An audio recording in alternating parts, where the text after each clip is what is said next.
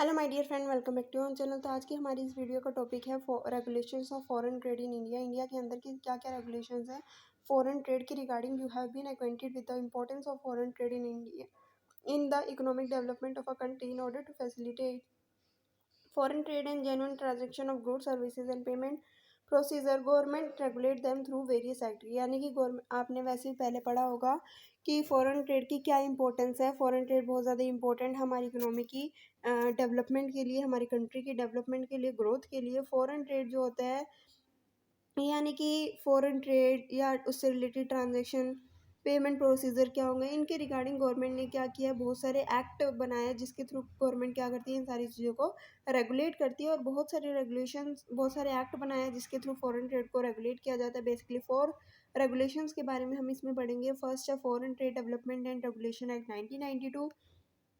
Second है custom act 1962। Third है export quality control and inspection act 1963। इसके बाद आती है हमारे fourth foreign exchange management act 1999। ठीक है, ये है foreign trade development and regulation act 1992। क्या कहता है, the basic objective of this act is to provide for the development and regulation of foreign trade by facilitating import into and augmenting export from India and for matter connected therewith or incidental thereto. Central government has empowered to make, order and announce the export import policy. Export import से related government ने, central government ने क्या किया है, policies बनाई है जिसको हम बोलते हैं एक्सपोर्ट या इंपोर्ट पॉलिसी की। किस तरीके से एक्सपोर्ट किया जाएगा, क्या क्या इंपोर्ट किया जाएगा, तो ये सारी चीज़ों की रिगार्डिंग गवर्नमेंट ने क्या बनाई है, पॉलिसीज़ बनाई हैं। The procedure of issuing the importer exporter code number and licence has been let down. यानी कि यहाँ पे अगर आपको कंट्री के बाहर या कंट्री के अंदर क्या करना है, एक्सपोर्ट या इंपोर्ट करना है, तो सबसे पहले क्या होना चाहिए, एक्सपोर्टर इंपोर्टर कोड नंबर होना चाहिए और साथ ही साथ लाइसेंस भी होना चाहिए। तभी आप क्या कर पाओगे, एक्सपोर्ट या इंपोर्ट कर पाओगे।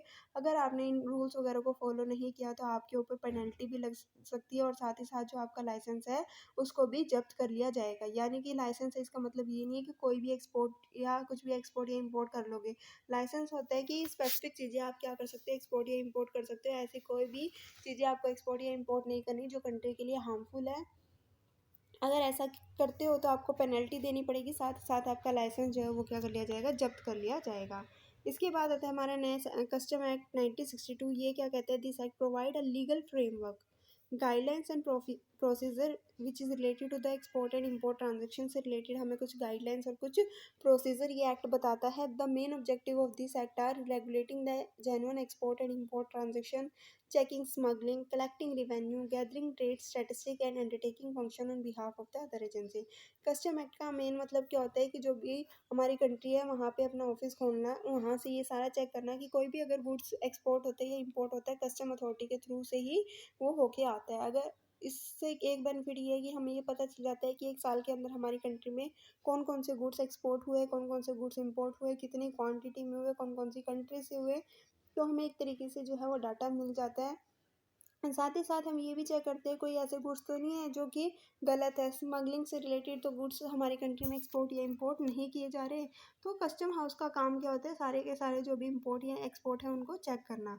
ठीक है, क्या क्या ट्रांजेक्शन हुई, ठीक है, क्या जो एक्सपोर्ट या इंपोर्ट से इंपोर्ट हो रहा है क्या रेगुलेशन के अकॉर्डिंग हो रहा है, यानी कि कोई गलत चीज़ें तो एक्सपोर्ट या इंपोर्ट नहीं हो रही। साथ ही साथ ये क्या करता है, रिवेन्यू को कलेक्ट करता है। एक तरीके से स्टैटिस्टिक भी इसके पास होता है, ये पता लगता है कि कितना एक्सपोर्ट या इंपोर्ट हुआ, कौन सी कंट्री से हुआ, कितनी कमोडिटी का हुआ। तो सारी की सारी इन्फॉर्मेशन जो है यहाँ पे अवेलेबल होती है। उसके बाद आता है हमारा Export Quality Control and Inspection Act 1962. The basic objective of this act is to ensure quality product to the buyer and specify the procedure for this. The act empowered the government to notify commodity for compulsory quality control and specify the type of quality control and inspection. Efforts are made to encourage trade and industry for the upgrading the quality of export product and enhancing the image of the country. यानी कि जो भी goods हमारी country से export या export किए जाएंगे उनकी क्वालिटी अच्छी होनी चाहिए। अच्छी क्वालिटी के गुड्स जो है हमारी कंट्री से जो है वो एक्सपोर्ट किए जाए। इसके लिए क्या किया गया है, एक एजेंसी एक को ओपन किया जिसका मेन काम क्या है, चेक करना कि जो भी गुड्स हमारी कंट्री से बाहर जा रहे हैं उनकी क्वालिटी को इंस्पेक्ट करना, चेक करना। ठीक है, ताकि हमारा जो है एक अच्छी इमेज जो है बाहर की कंट्री के सामने बन सके। क्योंकि पहले अच्छी क्वालिटी के गुड्स हमारी कंट्री से क्या नहीं किए जाते थे, एक्सपोर्ट नहीं किया जाते थे, तो हमारी जो इमेज थी वो डाउन हो चुकी थी। इसलिए कहा गया कि एक जो भी गुड्स आप अपनी कंट्री से क्या करोगे, एक्सपोर्ट करोगे, तो उनकी क्वालिटी जो है वो क्या होनी चाहिए, अच्छी क्वालिटी की होनी चाहिए, ताकि एक स्टैंडर्ड क्वालिटी जो है हमारी प्रोडक्ट की दूसरी कंट्री के सामने बने। फॉरेन एक्सचेंज मैनेजमेंट एक्ट 1999 क्या कहता है? The basic objective of this act has been regulation of foreign exchange with the objective of facilitating external trade, कि इस तरीके से फॉरेन एक्सचेंज को रेगुलेट करो कि हम क्या कर सकें, एक्सटर्नल ट्रेड कर सकें। यानी कि अगर हमें दूसरी कंट्री के साथ क्या करना होगा, ट्रेड करना होगा, तो हमें फॉरेन एक्सचेंज की रिक्वायरमेंट है। तो इस तरीके से क्या करना होगा, रेगुलेट करना होगा कि हम क्या कर सकें, अच्छे तरीके से ट्रेड कर सकें। Payment and promoting the orderly development and maintenance of foreign exchange market in India.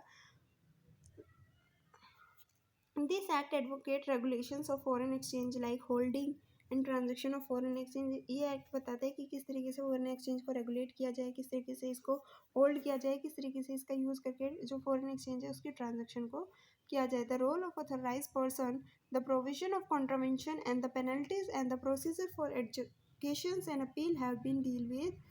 The power of director of enforcement and other miscellaneous provisions are discuss in the act. यानी कि जो भी क्या क्या रोल है authorise person के, कौन कौन जो है फॉरेन एक्सचेंज में डील कर सकता है, अगर किसी ने रूल्स एंड रेगुलेशंस को, प्रोसीजर को फॉलो नहीं किया तो उन पर क्या पेनल्टीज चार्ज की जा सकती है। तो ये सारी चीज़ें हम जो है इस एक्ट के अंदर पढ़ते हैं कि मेन काम जो होता है कि अगर हम ट्रेड कर रहे हैं तो उसके लिए जो फॉरेन एक्सचेंज की रिक्वायरमेंट है उसको फुलफिल करने का।